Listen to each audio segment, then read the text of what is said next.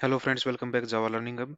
आज के इस सेशन में हम अपने माई सीक्वल सर्वर के एक मोस्ट इंपॉर्टेंट टॉपिक को डिस्कस करें, जो है फॉरेन की कॉन्स्ट्रेंट या फॉरेन की बोल सकते हैं इसको हम पहले भी यूज कर चुके हैं अपने पिछले सेशंस के अंदर।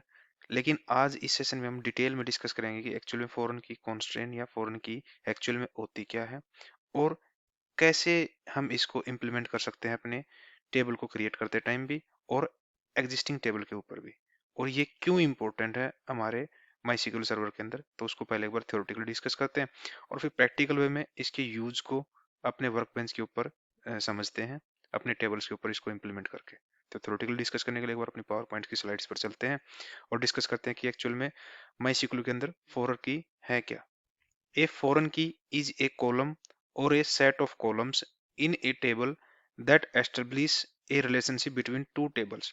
फॉरेन की एक्चुअल में क्या है हमारे पास माइस्क्ल के अंदर, या ये तो एक पर्टिकुलर कॉलम या सेट ऑफ कॉलम्स टेबल के अंदर होते हैं जो हमारे दो टेबल्स के बीच में रिलेशनशिप एस्टेब्लिश करने के लिए यूज होती है।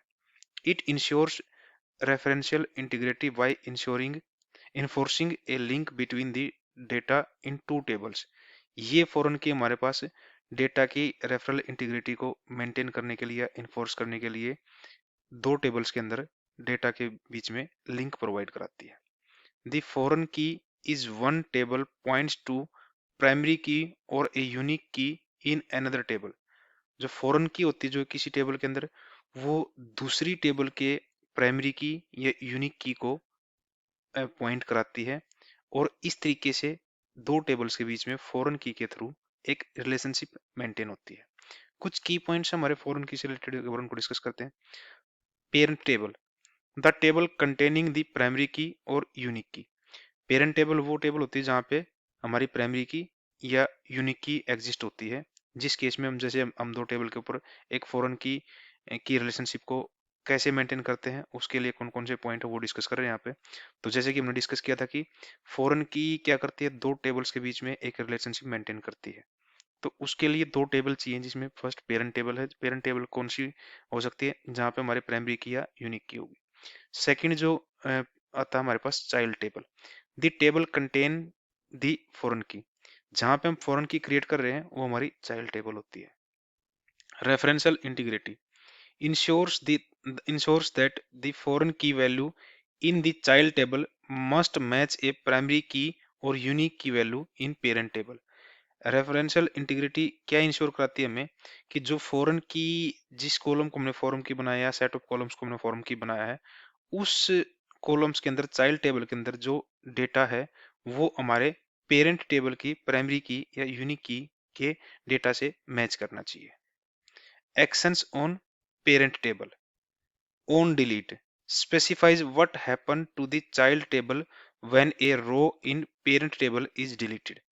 On delete के केस में क्या होगा, जब हम अपने पेरेंट टेबल से कोई डेटा डिलीट करते हैं तो उस केस में ऑन डिलीट पे चाइल्ड टेबल पे क्या इफेक्ट पड़ेगा।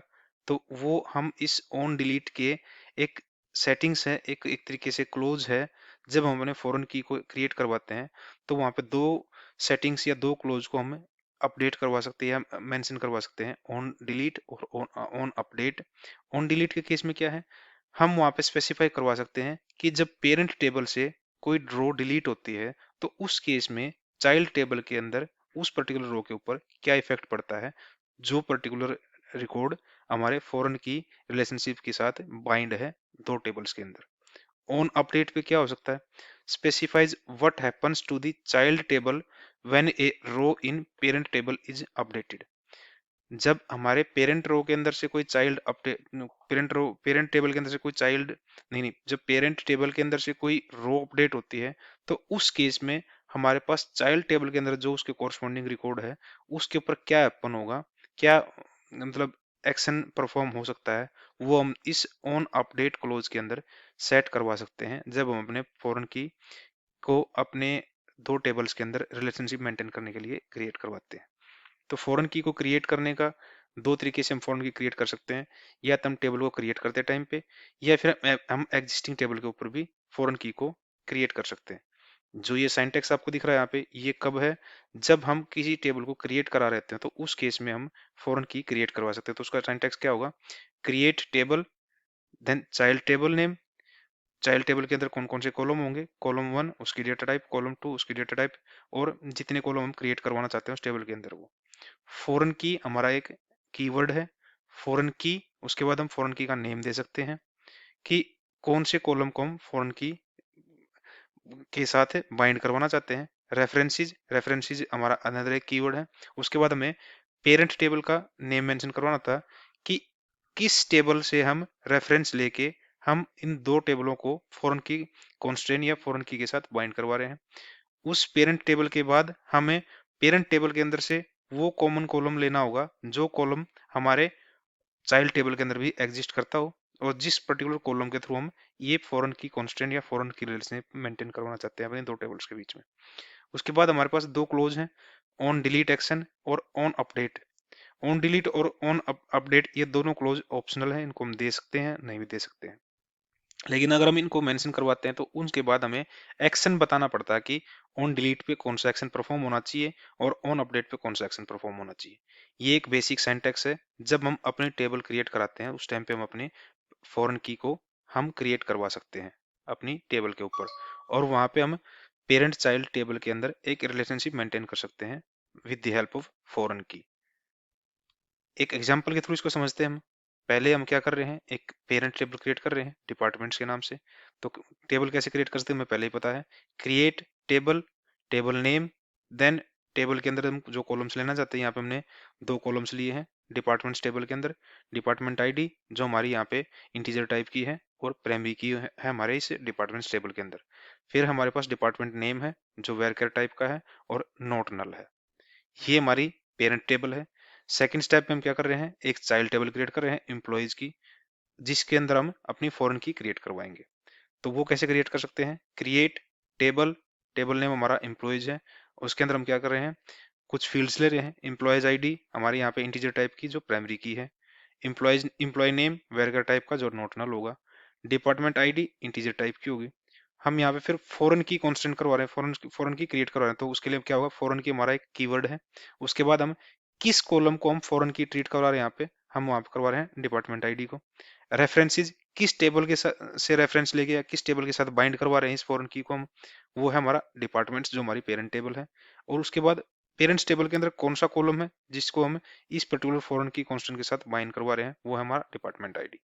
उसके बाद ऑन डिलीट पे हम क्या करवा रहे हैं, कास्केड। ऑन अपडेट पे हम क्या करवा रहे हैं, कास्केड। कास्केड क्या है, इसको हम नेक्स्ट स्क्रीन पे समझते हैं कि कास्केड का एक्चुअल में मीनिंग क्या है। तो ये दो टेबल हम यहाँ पे क्रिएट करवा चुके हैं। फर्स्ट टेबल हमारी पेरेंट टेबल है जिसके अंदर हमारे पास डिपार्टमेंट आईडी है जो कि प्राइमरी की है उस टेबल की। सेकंड टेबल हमने क्रिएट करवाई है एम्प्लॉयज टेबल, जिसके अंदर हमारे पास एम्प्लॉयमेंट आईडी, एम्प्लॉय आईडी इस एम्प्लॉयज टेबल की प्राइमरी की है। वहां पे हमने एक फॉरेन की क्रिएट करवाई है जिसमें हमने फॉरेन की को एम्प्लॉयज टेबल के डिपार्टमेंट आईडी के साथ क्रिएट करवाया है, और रेफरेंस लिया हमने यहाँ पे पेरेंट्स टेबल के डिपार्टमेंट टेबल से, और वहां पे पेरेंट्स टेबल के अंदर जो कॉलम है डिपार्टमेंट आईडी, उस पर्टिकुलर कॉलम को हमने यहाँ पे फॉरेन की कांस्टेंट के साथ बाइंड करवाया है। और यहाँ पे हमने दोनों अपने क्लोज को मेंशन करवाया है, ऑन डिलीट और ऑन अपडेट, जो कास्केड सेटिंग के साथ वर्क करेंगे, यानी कास्केड एक्शन परफॉर्म होगा। तो उसको कास्केड को समझते हैं कि नेक्स्ट स्क्रीन पे एक्चुअल में होता क्या है। एक्सप्लेनेशन क्या है इनकी, भाई इन टेबल्स के ऊपर जब हम काम करेंगे क्या होगा, पेरेंट टेबल क्या है, डिपार्टमेंट्स हैज ए प्राइमरी की department ID.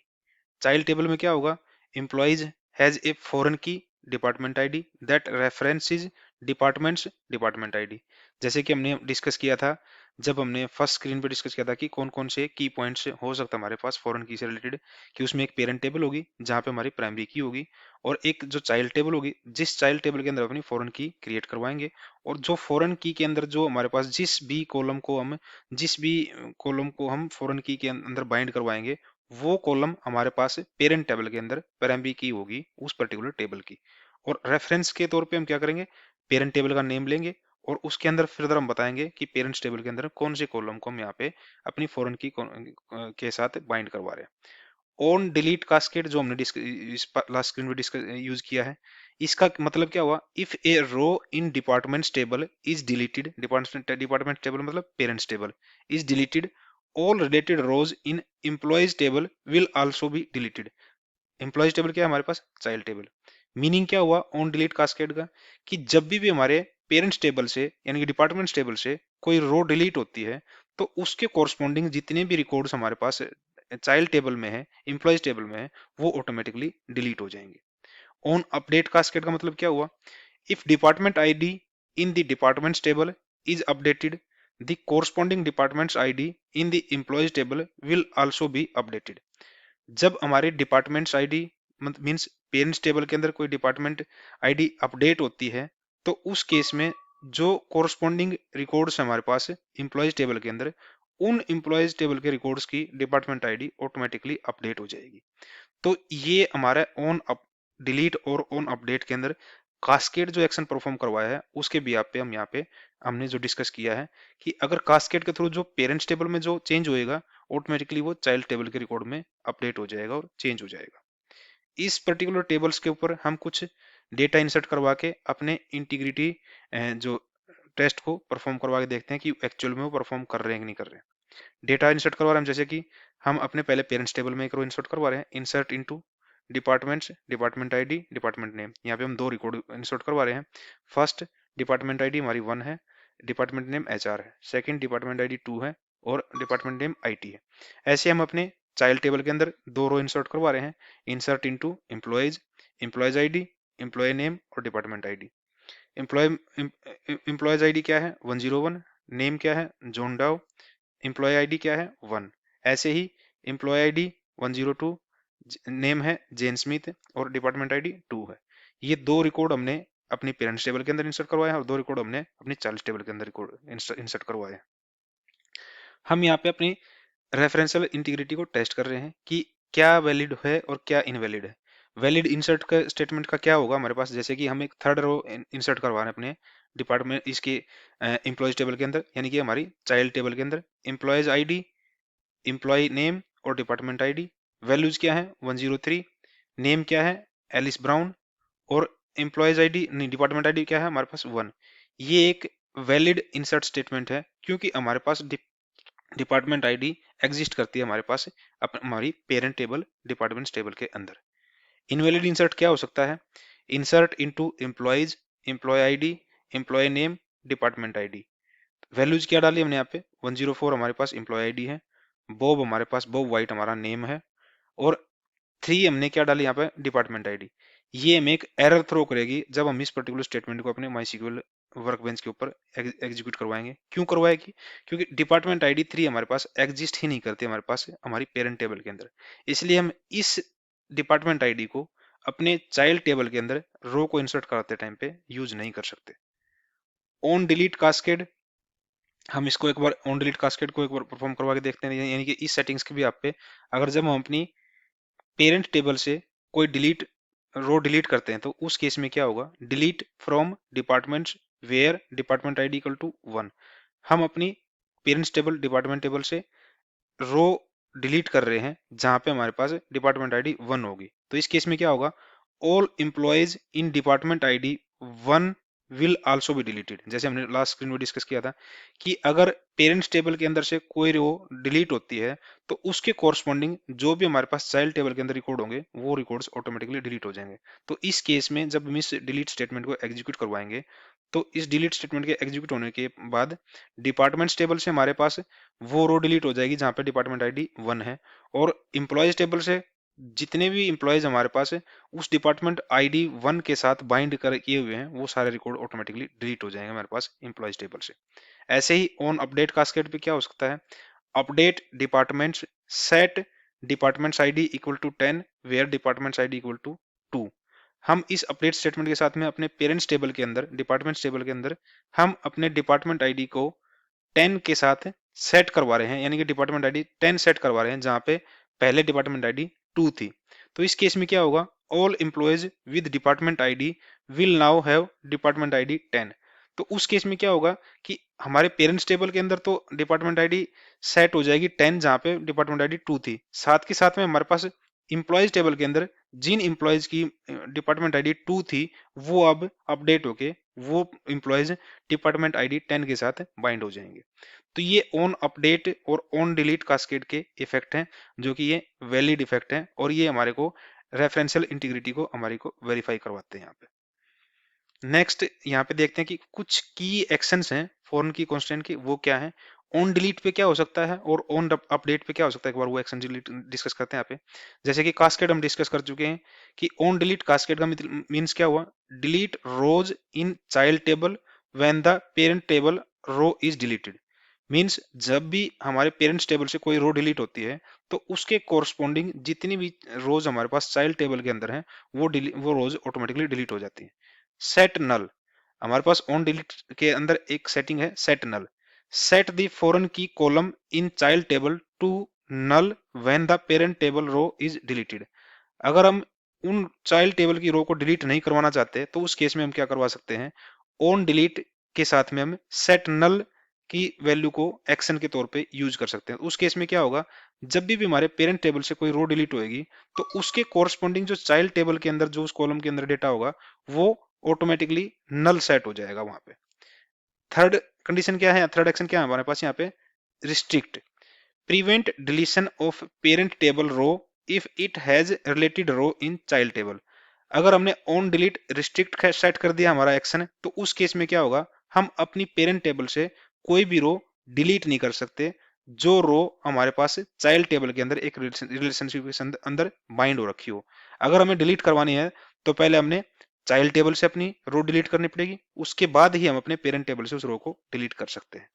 No action similar to restrict, no action भी हमारा सिमिलरली रिस्ट्रिक्ट की तरह काम करता है। अगर हम on delete no action update करवाते हैं तो उस केस में भी हम अपने पेरेंट रो से पेरेंट टेबल से कोई भी रो डिलीट नहीं कर सकते अगर वो रो उस रो के कॉरस्पॉन्डिंग हमारे पास चाइल्ड टेबल के अंदर कोई रिकॉर्ड एग्जिस्ट करता है। तो अगर करवाना है तो अगेन वही है, हमें पहले चाइल्ड टेबल से रो को डिलीट करना पड़ेगा ताकि वो रिलेशनशिप ब्रेक हो उसके बाद ही हम अपने पेरेंट टेबल से उस पर्टिकुलर रो को डिलीट कर सकते हैं।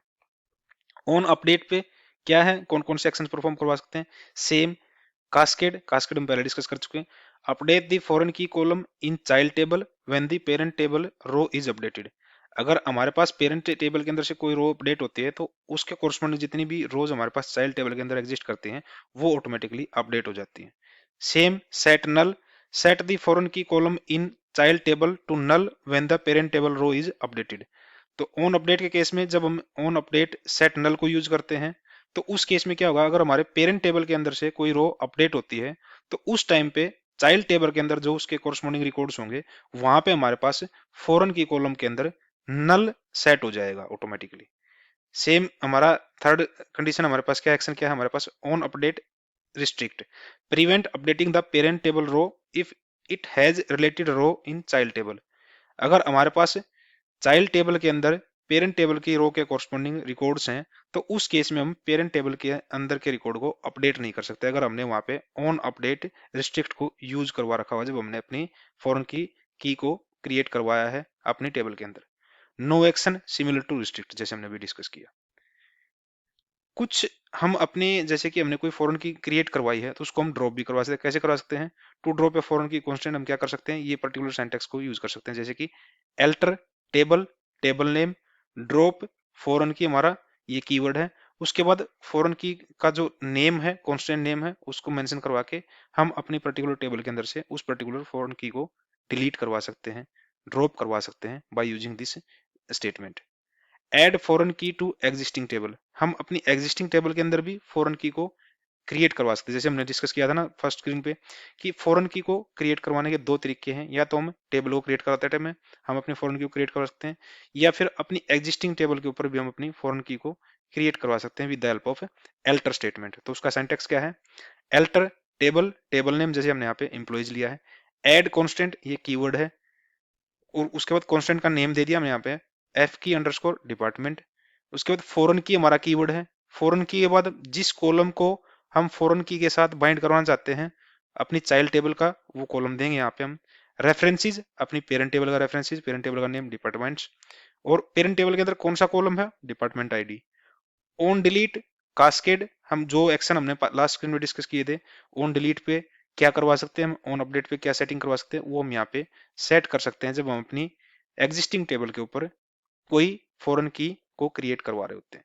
तो ये जितने भी थ्योरेटिकल पॉइंट हमने यहाँ पे फॉरेन की से रिलेटेड डिस्कस किए हैं उनको एक बार अपने वर्क बेंच के ऊपर चल के उनको एक्चुअल में यूज करके देखते हैं अपने टेबल्स के ऊपर कि हम कैसे हम फॉरेन की के इन सेटिंग्स को अपने टेबल के ऊपर यूज कर सकते हैं और कैसे हम अपनी रेफरेंशियल इंटीग्रिटी को टेस्ट कर सकते हैं अपनी डीबी के अंदर अपने टेबल्स के ऊपर। तो उसके लिए हम एक बार अपने वर्क बेंच के ऊपर चलते हैं और अपनी एग्जिस्टिंग टेबल्स के ऊपर हम देखते हैं कि कैसे हम अपनी फॉरेन की को क्रिएट कर सकते हैं।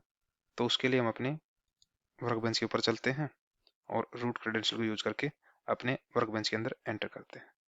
तो यहाँ पे हम क्या कर सकते हैं, टेस्ट डीबी के अंदर हमारे पास कुछ एग्जिस्टिंग टेबल्स हैं, उन्हीं का यूज करके हम एग्जिस्टिंग टेबल के ऊपर हम अपने फॉरेन की को क्रिएट करवाते हैं। तो उसके लिए हम क्या कर सकते हैं, एल्टर कमांड का यूज कर सकते हैं। एल्टर टेबल, टेबल नेम का हमारा क्या है, यूजर डिटेल्स। हम दो टेबल्स को यूज कर रहे हैं यहाँ पे, यूजर डिटेल्स को और यूजर्स को। हम इसके अंदर क्या करवा रहे हैं, एक न्यू कॉन्स्टेंट ऐड करवा रहे हैं। तो उसके लिए क्या करेंगे, ऐड कॉन्स्टेंट। कॉन्स्टेंट का नेम दे देते हैं यहाँ पे एफ की अंडरस्कोर, यानी कि फॉरेन की।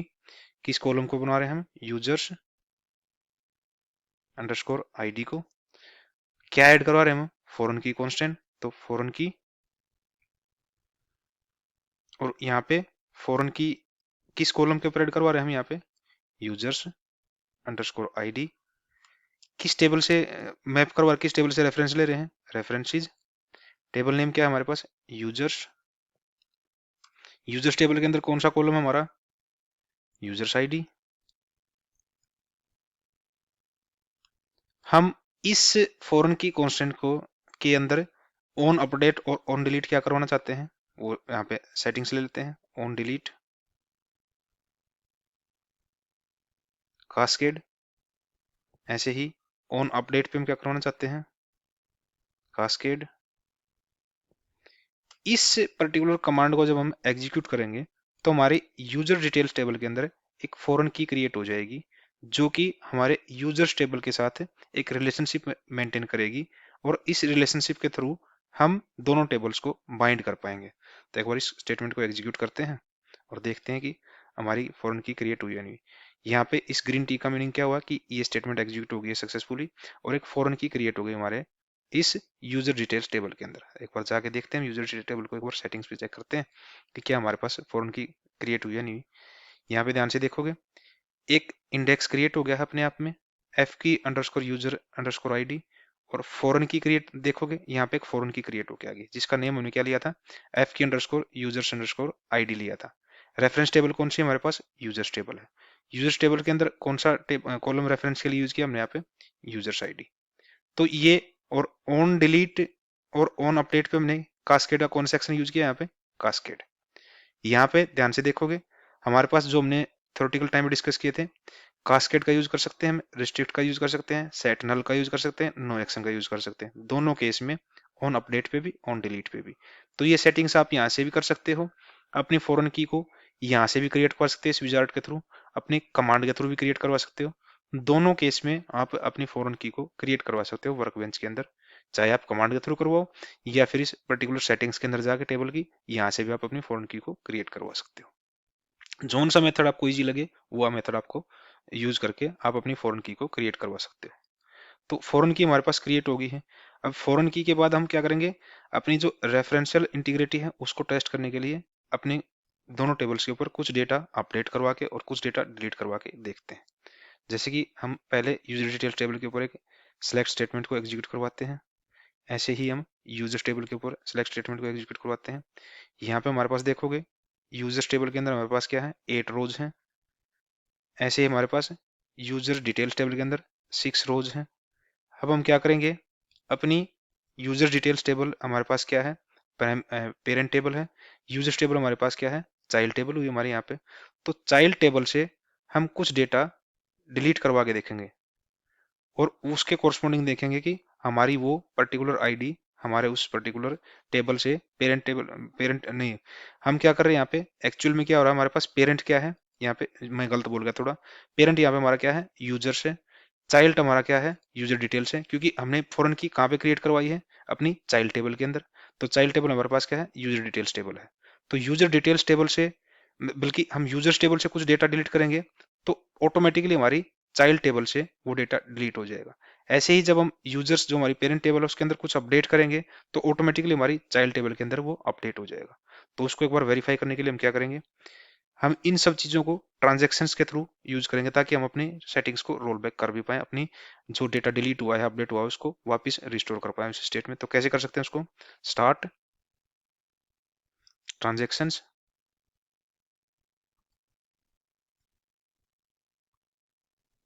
ट्रांजेक्शन स्टार्ट करते हैं। हम क्या करें, पहले डिलीट करके देखते हैं, delete table, delete from,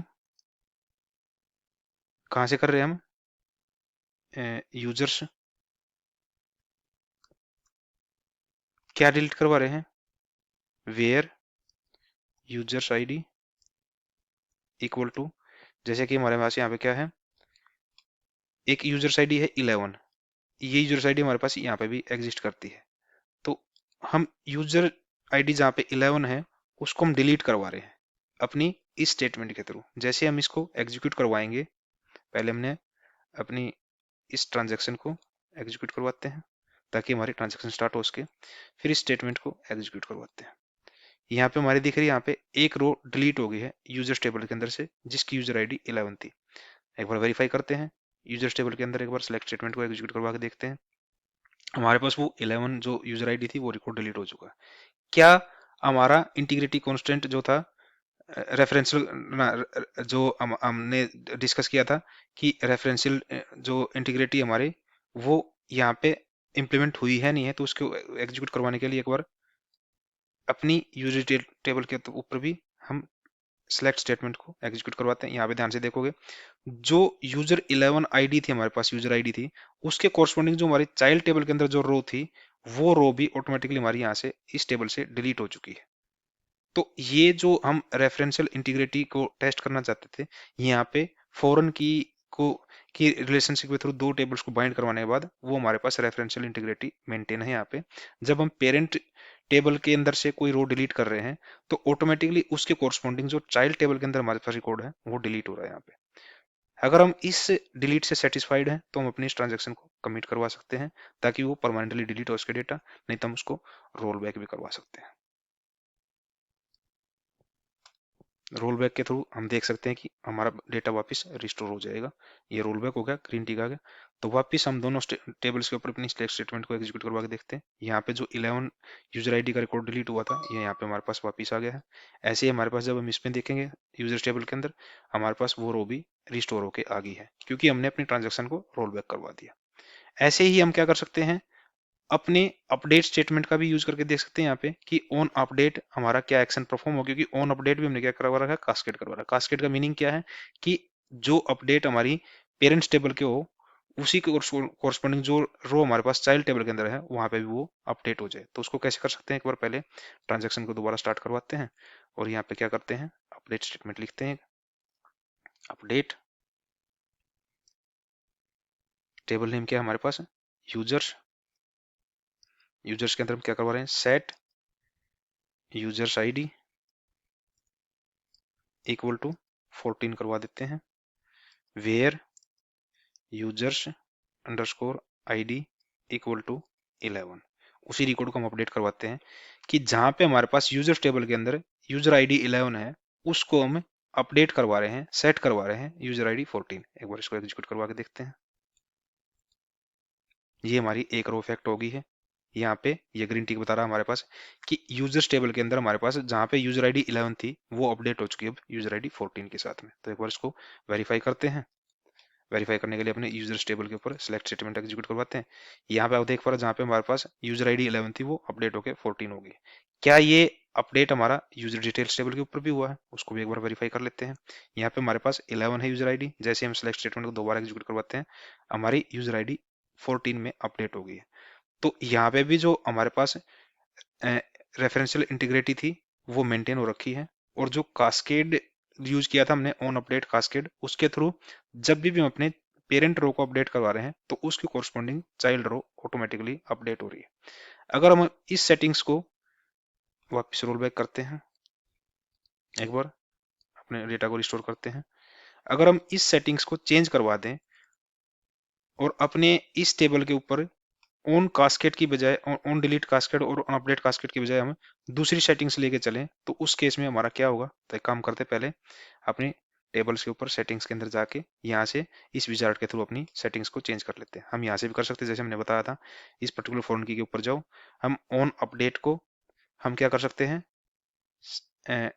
no action भी करवा सकते हैं, रिस्ट्रिक्ट भी करवा सकते हैं, सेट नल भी करवा सकते हैं। मैं सेट नल कर देता हूँ, लेकिन ये हमारी सेट नल नहीं होगी। क्यों नहीं होगी? क्योंकि ये हमारी प्राइमरी की है और वहां पे हमने नोट नल करवा रखा है। हम क्या कर सकते हैं? इसको हम चेंज कर सकते हैं कि रिस्ट्रिक्ट करवा सकते हैं या फिर नो एक्शन परफॉर्म करवा सकते हैं। रिस्ट्रिक्ट कर देते हैं इसको, दोनों केस में रिस्ट्रिक्ट कर देते हैं, यहाँ पे भी ऑन डिलीट पे भी, और इसको अप्लाई करवाते हैं। अप्लाई, ये हमारी जो फॉरेन की है वो अपडेट हो गई है। अब इस केस में क्या होगा? अगर हम कुछ भी अपनी टेबल के ऊपर अपडेट या डिलीट स्टेटमेंट एग्जीक्यूट करवाएंगे, तो उस केस में हमारा फॉरेन की जो कांस्टेंट है वो इस अपडेट और डिलीट को एग्जीक्यूट नहीं होने देगा हमारी टेबल के ऊपर। क्यों नहीं होने देगा? क्योंकि हमने वहां पे ऑन डिलीट और ऑन अपडेट हमने रिस्ट्रिक्ट को एक्शन को यूज किया। रिस्ट्रिक्ट एक्शन का मतलब क्या हुआ? कि हम रिस्ट्रिक्ट कर रहे हैं यूजर को कि वहां उस पर्टिकुलर टेबल के ऊपर जो दो टेबल्स हमारे फॉरेन की रिलेशनशिप के अंदर बाइंड है, वहां पे कोई भी एक्शन अपडेट या डिलीट ना कर पाए। अब अगर हम इसको इस स्टेटमेंट को एग्जीक्यूट करें, तो देखते हैं हमारे पास क्या आता है। यह हमारे पास दे रहा है, कैन नॉट डिलीट और update a parent row foreign key constant. क्योंकि हमने वहां पे क्या कर रखा है? अपनी फॉरेन की कॉन्स्टेंट के अंदर क्या यूज कर रखा है? ऑन कास्केड की बजाय हमने क्या कर रखा है? ऑन डिलीट और ऑन अपडेट के ऊपर रिस्ट्रिक्ट एक्शन को परफॉर्म करवा रखा। सेम केस में अगर रिस्ट्रिक्ट की बजाय हम नो एक्शन लेते, वहां पे भी हमारा सेम ही होता, हमें ये ऑपरेशंस परफॉर्म करवाने नहीं देता। अगर दोबारा हम अपनी टेबल्स के ऊपर सेटिंग्स में जाएं, कुछ अपडेट कर दें, हम यहाँ पे क्या करें? कास्केड ले लेते हैं, वापिस कास्केड ले लेते हैं। जरूरी नहीं दोनों को कास्केड को लेकर चले, हम ऑन अपडेट पे रिस्ट्रिक्ट कर सकते हैं, डिलीट पे कास्केडर कर सकते हैं। एक बार इसको अपडेट करते हैं। मैंने अपनी फॉरेन की को दोबारा अपडेट कर दिया। अब यहाँ पे जाते हैं, यूजर अपडेट पे मैंने क्या कर रखा है? अपडेट पे मेरी क्या सेटिंग्स है? अपडेट पे तो मेरी रिस्ट्रिक्ट है, लेकिन ऑन डिलीट पे कास्केड है। तो मैं डिलीट तो करवा सकता हूं, लेकिन अपडेट नहीं करवा सकता। उसको वेरीफाई कर लेते हैं एक बार। मैं जैसे ही मैं अपडेट स्टेटमेंट को एग्जीक्यूट करूंगा, सेम हमारे पास एरर आया यहाँ पे। लेकिन अगर मैं डिलीट स्टेटमेंट चलाऊं यहाँ पे, तो डिलीट स्टेटमेंट में चला सकता हूँ। कैसे? एक बार उसको डिलीट लिख लेते हैं। डिलीट फ्रॉम, टेबल नेम क्या हमारे पास? Users where delete from users where users underscore ID equal to 11। क्योंकि हमारे पास है, हमने वापस रोल बैक करवा दी ट्रांजेक्शन, तो हमारे पास क्या है? 11 ID यहाँ पे। तो मैं इसको डिलीट को एग्जीक्यूट करवा के देखता हूँ यहाँ पे। पहले एक बार ट्रांजेक्शन को स्टार्ट कर लेते हैं, ताकि हम अपने डेटा को रिस्टोर करवा पाए। ट्रांजेक्शन स्टार्ट हो गया हमारे पास, और एक बार इसको डिलीट स्टेटमेंट को परफॉर्म करवा के देखते हैं। यहाँ पे ग्रीन टिक आ गया कि हम डिलीट कर पा रहे हैं। क्यों डिलीट कर पा रहे हैं? क्योंकि हमारे पास डिलीट के अंदर हमने क्या एक्शन ले रखा है? ऑन डिलीट पे कास्केड। मींस अगर प्राइमरी पेरेंट टेबल से कुछ भी डिलीट होता है, तो चाइल्ड टेबल से ऑटोमेटिकली वो डिलीट हो सकता है। तो इसको वेरीफाई कर लेते हैं एक बार। वेरीफाई करने के लिए देखते हैं, अपने यूजर्स पे सिलेक्ट स्टेटमेंट एग्जीक्यूट करवाते हैं। यहाँ से 11 यूजर आईडी डिलीट होगी। यूज डिटेल्स पे देखते हैं, यहाँ पे भी सिलेक्ट स्टेटमेंट एग्जीक्यूट करवाते हैं। यहाँ से भी उसके कोरस्पॉन्डिंग यूजर 11 आईडी कोरस्पॉन्डिंग जो भी रिकॉर्ड था यहाँ पे, वो डिलीट हो चुका है।